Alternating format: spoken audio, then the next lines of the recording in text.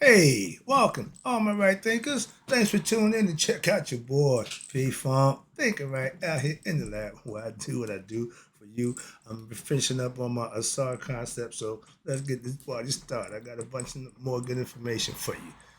Rightism, 25 rules live by. Storytelling, story with a message. There's a message in the story for life. I give life lessons. You tune and receiving them. I appreciate you. We got a good thing going. Let's rock.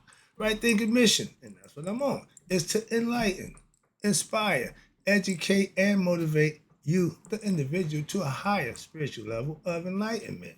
Right thinking's way of life through mental and spiritual discipline practice daily will help and guide you to obtain your goal of spiritual enlightenment, aka know thyself. My mission, and that's what I'm on, is to get all right thinkers to know thyself. If you're a right thinker, your goal should be to know thyself. See where I'm going with this? Let's get there together. I got you. You do you, I'll take care of the rest. Now, I asked the question, do you know you? It's rhetorical. But if you don't have an answer for yourself, tune in. I can help you with that. That's what I do for you. A person who knows not and knows not that they know not is foolish. Disregard them. A person who knows not and knows that they know not is simple, but you can teach them. That's why I do what I do for you. Appreciate you too. Stay tuned. I got more for you. A person who knows not and believes and think that they know is dangerous. Avoid them. I do. Person who knows and knows not that they know is spiritually asleep. I can awaken them. That's what I do. I'm the spiritual alarm clock here to wake you up with knowledge of self. A person who knows and knows that they know is wise. Follow them. All these persons reside in you. Right thinkers know thyself and to my yacht, be true. I'm back in the book. The lesson we're doing with Asar. It's about to get good. Pay attention. You're going to learn something today. Guarantee if you pay attention. So now remember the last lesson. Remember that Asar, right there. Let's talk about mastering your Asar aspect is becoming Djaasu. It's spelled Djaasu. It means sage or the wise ones. When you become understanding, reach master your soulship, you are master of oneself. You become a sage or a wise one. Okay, that's the goal for all right thinkers. That's knowing thyself. So these aspects, once you master, that's what it'll do for you. So let's go back. Remember now, Asar, he's also the do hat. That means still of heart. When you go to Tibetan monks, they know the body. They know to slow the thought process down. That also slow what? The heart rate, the heartbeat down. Whenever you get into a situation, the first thing you should remember to do what? Breathe. Why? Keep the control. Why? Keep the heart calm. Once the heart gets excited, the brain reacts, and that's called fear. You can't react. Okay, scared. You can't react out of fear. And most religions use fear to guide your thought process and some of your actions with that nonsense. But idea is to when you know what to do completely. So let's talk about this. So now this practice involves removing the swatterings, aka the mummy wrappings, and being free. They said free the mind, your ass will follow. So you have to consciously be what? Thinking, right? Bam. And removing your egoistic, that's all mental. Your ego is head. Egoistic what? Restrictions. And also becoming purposely what? Still. Some people just can't sit still. Some people just can't find it in them to stop. Okay? And to the point that the movements of what? Your heart will actually slow down. And the physiology of the body also slows down, and the heartbeat and the process of the body now becomes what? Imperceptible and inconsequential. Why? Because now you're working on mental, just like going to sleep. If you can become mentally meditative state of mind, that means you're thinking without thinking. In other words, like going to sleep, you're thinking, but you're unconscious of it. Meditating, you're conscious of what's going on. Okay, you're present in the mind. In this manner, the attention is turned away from what? Your lower aspect, the physical body of your personality. And now you reach a higher in understanding your internal concepts are perceived and now can be discovered and even explored, meaning you can manifest it, you can bring your thoughts to life. That's what God created the world by. I am not, I ain't gonna go into detail, all right, into this practice. We did the meditation thing, a meditation in the mummy posture. I didn't do that one. That's Tantra yoga. That's what the pause. I told you, I only do one. That's laying down. That's the mummy. It's my favorite. Asar. Now, my teacher, he go through all 26 of them. Okay, he do them all. I appreciate that, but I ain't doing that now because this is for what that. Excuse me. My yoga concept in the postures is for more advanced practice. That's why you keep that reserved for your high initiations or high initiates and those who what who read the books on the meditation. I got that too, aka Serpent Power, and what they understand it, they'll be able to figure it out for themselves. Otherwise, you can attend classes, tune into me on a daily basis, and ask questions and become initiated into what? The right thinking philosophy, aka meditation teachings. I do that too. Now, suffice it to say that certain disciplines, after purification through what? Strict diet, through your daily practice of right thinking philosophy, aka Maya, ethics and righteousness involve learning how to what? Control your mind by relaxing your personality, serious determination to obtain what? Your higher essence and the better understanding of the teaching, excuse me. Act to bring your physical body to what? A balanced state and your lower state of operation. Don't operate with the body totally. Why? It's just a physical entity. It don't do nothing but what? Want stuff. And you ain't got to always feed into that. Become conscious, understand what you need.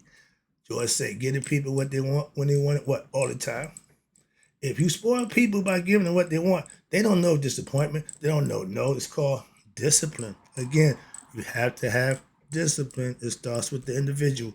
And watch this. Now, through this practice of meditation, now your heart beating becomes shallower, slow down. Your breathing, shallower, slowing down. And everything else comes closest to actual what? State of death. The Hindus and the monks, they would meditate themselves into a death state. Why? They're not going to feed the body. They're not going to do nothing to the body. They're going to let the body go through its states. Okay? As we have discussed in previous lectures series, your personal diet is on your choice. And fasting. I hear people talking about fasting. Fasting is the ability to have discipline to not do what it is you personally want to do. Everybody fasts for a different purpose and reason, but the body will regulate on its own. Okay, you fast when you go to sleep anyway. You can't eat while you're sleeping, so that's automatic fast pretty much there. But in your waking state, your conscious state, you should be able to, the Muslims do what they call Ramadan, discipline, not to do what it is you like to do or want to do. That's discipline. If not, you're addicted. If you can't not do something, oh, you might want to check that. But no, spiritual discipline is doing what you know is right. That's all. That's how I define it. Moving on. Now, fasting, you can do that. And other practices are what? Part of this discipline of self. And they all will what? Lead you, here you go, to what? Loosen the bonds between your egoistic personality, your psyche, and your soul. If your ego is running the show, you going to have problems. A lot of us don't even have a clue, and they wonder why they got problems. You the problem. Your soul, understand this. That's what Asar represents. Is able to what? Free itself from what? The earthly bound, worldly, and be able to take flight. That's why it's represented by what? The bird, the falcon, the hawk, trinity. Why? It can ascend. Set is represented by a four-legged animal, earthbound. physical body. Simple. It's all symbolical and conceptual. If you can understand the concepts, I'm about to take you right through some quick astrological concepts about my boys here, the pyramids. Then I'm gonna take you over to the jet pillars, the good stuff. But this is also good. Now, when you move through the Asar, moving on along, he's also known as Sa or Sahu, Sahu. Sahu is the Orion 3 stars up in the sky, is what is called, we know it as what? Orion's belt. Okay? Father, mother, son. Orion's belt has 3 famous stars correlated. During this time in ancient Egypt, they was mimicking what? As above, so below. They was mimicking, making heaven on earth, what they saw in what they considered to be heaven. Simple. And they lived it, they manifested it. We still ain't come close. They figured out how they did it. Another lesson, but that's the concept. And all of it is all symbolical. We don't understand symbology worth a crap. Another lesson there, but moving on. So what they had a clear understanding, what they seen in the sky, they put right here on earth, hence heaven on earth. So they had a clear understanding. And watch this, the 3 famous stars correlated to the what? Great Pyramids in the Giza Plateau in Kemet. For these 3 stars, now if you look to the southeast point to another star, which comes into a pyramid, and you see it says Sopter, Sopdu, or we know it as Sirius, that star that the Dogons knew way before we did, and they've been worshiping it for a long time, so they've been knowing about it. And it's the reference of, you ready? I said, its symbols are related to Aset and are sometimes even used in her name in the hieroglyph. You see the star, and then you see the egg. Okay, you know about the egg. The star represents the female 5-pointed eastern stars. Hence, then you got the throne, which what represents Aset, and then you got her in her regalia with the horns and the sun just between the horns. That's the female cow. That's the sacred cow. Why? Because the bull had to have a cow. Okay, and they both are sacred. That's male and female always coming together. And Asar always have a female as the counterpart. Now, where we at? Down here, the Giza Plateau, I said. Now, Ceres has actually 2 stars. And we didn't see the other one, but they yoked the Ruba tribe, told them about it. And that other one, the other star, know what they call? Haru. See? They had all this already figured out thousands of years ago. So let me finish it up for you. I got another lesson. I'm getting good to the next lesson. So the 3 stars point to what? 1 star, which in reality, 2 stars. Let me try to show it to you right here. See the star constellation, the 3 stars? And they wonder, well, why is one of them, they not all lined up equal? One is off balance. Well, that's the way they saw it. That's the way they did it. And that's how you spell Aset's name with the star, the pyramid, the little cubby on the star. That represents her.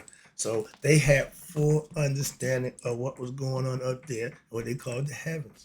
Okay, not the place heaven. That was the heavens for what? The stars where they go. They knew that. They had the concept clear as the bell. Not us going up there physically. Ain't happening. They knew that too. Why don't we? Let me wrap this up. Where we at? So the 3 stars point to the same star. And these, watch this.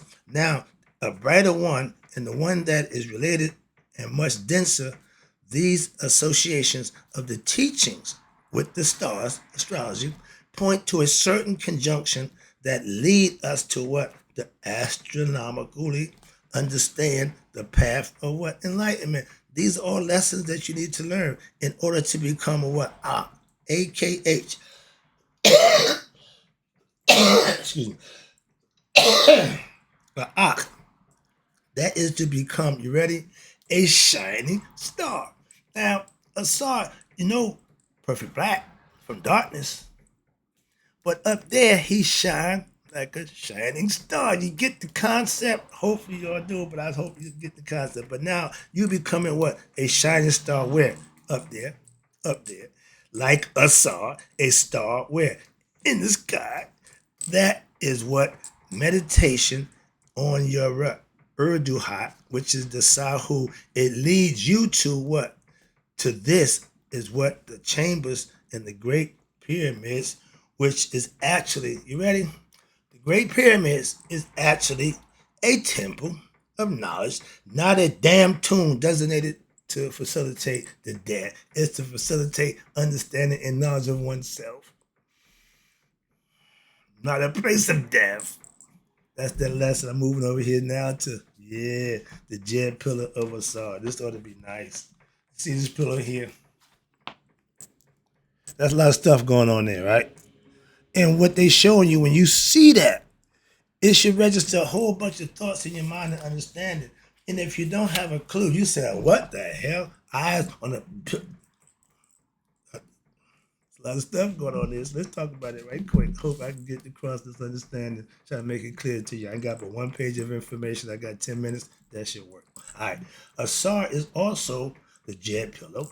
Okay. The Jet Pillow, as you know, has 4 tiers. It is a pillow which also known as the backbone of Asar. That's the spinal column, which is 32 bones in it, but they usually last for another lesson. But it's also a city, okay? And the city is called Jeddu. If you're from Jeddu, that means you're a Jedi. Sound familiar? And the city of the Jeddu is one of the original, okay, the original places of what? The worship of Asar. Okay? Now I'll discuss with you how this Jed is the actual center shaft of what? Your back, and the goddess Aset and Neftet, his girls, are the 2 serpents. I keep telling you that together with the pillow to form the caduceus of your body. All of this is internal. They're telling you this is all stuff that's going on. They knew how to get you to understand internally. They got everything already figured out. Okay, so they knew this. The same sign that we got for the medical side, the 2 serpents going up, that's what they talk about right here. That's where it comes from. That's the original. Okay, his spinal column is the center shaft that the 2 serpents go up. Okay, that's your spinal column. Calm down. Relax. Remember that these are the different ways to what? To discover and attain the principle of Asar. They lead to the opening of the tree path into what? And through the principle of Asar, you have the 4 upper psycho spiritual consciousness centers, the last 4 of the chakras that's in your body, the top part of your backbone, are highlighted in the Jed of who? Asar. Again, those who exist in and through these principles, what happened? Are elevated beings, aka enlightened, with what? Knowledge of self. And they are called, you ready? Djaasu, which means the definition sage or wise ones. I'm gonna do a lesson. I had a lesson planned about titles, but I saw my man do it. I ain't gonna mess that up. Titles are earned. You don't live because of the title. No, you earn the title. Moving on. It's a description. Okay. It ain't, well, I'm so and so, I'm Dr. So and so. No, it's just describing you. You went to school and got the little lesson, got you the degree. That's all it is. What kind of person are you? Okay, moving on. So that's how I did the concept by the title. But now, where we at down here? Okay, sage it. Now, Asar, first of all, has more names, you ready, than Ra. Why? Because Ra has 75 names, and Asar has more than 75 names. Why? Because Asar is the soul of what? Of all Ra's creation. He's in everything. That's why. Okay. Now, actually, he has a shrine in every city and goes even further after that. Meaning what? Meaning in the title Asar. Asar Child Inbu. That means Asar in places within all the lands. Excuse me. We find the pantheistic international universal conception everywhere. Same thing with Mayat. Mayat is in everything, is about everything. They had the concept, trust me. And Ta, meaning what? Land. And Inbu means all the various places. So we have Asar considered conceptually in all the lands, in all the places. Again, everywhere. It means that Asar exists again everywhere. Sorry. There is Asar Zah. ZAA. That's Asar the shepherd. Sound familiar? Then you got Asar Nabercha. That's the all-encompassing Asar. Again, all-encompassing divinity. I hate when I do that. In other words, the supreme being in the name of Asar. Asar is the spirit of God that came in the flesh. He's the first. That's why we consider him God in the flesh. And once the flesh died, he's the God of the afterlife. That's where you want to go. Why? He proved living a righteous life past judgment day as a human and went on to control in the afterlife. That's why. It's all conceptually. And Asar, M-Ak, M-Het, Kapata, that is Asar, the life in the house of the Ka, which is the spirit of Ptah. In other words, the God Ptah. Asar Anu. Asar, the one who is in Anu.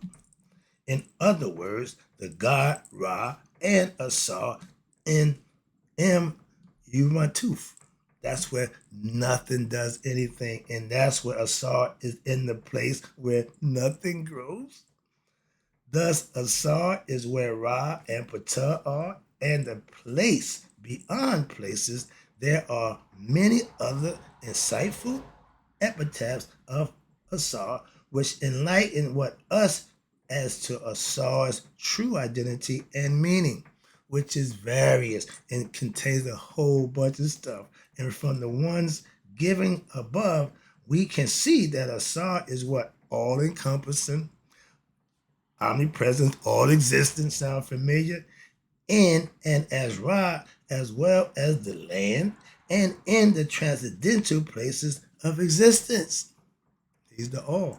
Let's wrap it up. So Asar actually is one, is a in one, so Asar, in one way is what? The physical being, us in the flesh, I try to bring that to you, that came to earth and became the first king of Egypt. Hope you're following this. We're wrapping it up. However, when he died, his body became motionless and inert. Yet, through Aset, who had the power to regenerate life, he came back to life, not the physical life, but the after physical life, and where the netherworld, aka the Dua, there he is the soul of all. There he is in the land and in the heavens, in the souls of who? People, us, and in the souls of the gods. We just told you about them, and the goddesses, and in Ra, and in all that emanates from Ra. So Asar is the key to breaking through from the what? The tie, the physical region of the physical world, into the realm of what? Human beings, to the next level of the pet region, which is what? The realm of subtle elements. The body can't go there. The physical, the flesh have to stay here. And the subtle elements and the lower astral worlds. Therefore, we must grow, discover Asar, and when we do, we see the rest of the road straight ahead. From what we are, the soul to Ra, the spirit that which manifests again in and through our individual souls. Then, as we continue on our psycho-spiritual journey of the tree of life, meaning our everyday life going through, we will know the inner and most reality of what? Of ourselves and the extent to which we are in what? All things of creation as well. We are spiritual beings having a human experience. And knowing this, we will know what? All there is to be known about who? Oneself. With this, we conclude our lesson for now. Hope you got an understanding about Asar and how to master oneself with knowledge and understanding of oneself. Conceptually, it's all mental, but you got to manifest it for yourself. Self-mastery, meaning putting in the work. That's the lesson. Hope you enjoyed it. Right, thinkers, in closing, may you all live to be 100 and me 100 minus the day. So I never know that, right, thinkers like you. It passed away. Hope you enjoyed the lesson. I did.